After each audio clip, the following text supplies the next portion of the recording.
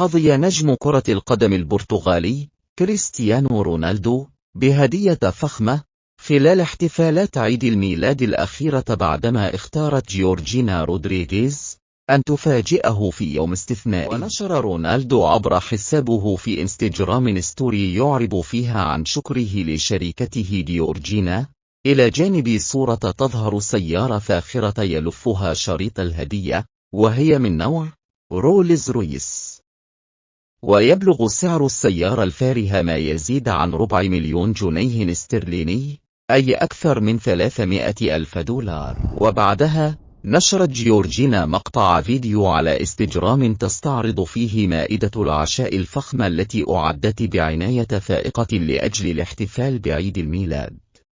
وظهر رونالدو وهو يخرج مع أبنائه في بيتهم الفسيح من أجل الاطلاع على الهدية التي حظيت بتفاعل واسع على المنصات. وتأتي بادرة جيورجينا تجاه النجم البرتغالي بعدما قضى واحدا من أسوأ أعوامه في الكرة، إذ ينهي سنة 2022 وهو لا يلعب ضمن أي ناد بسبب مغادرته لمانشستر يونايتد.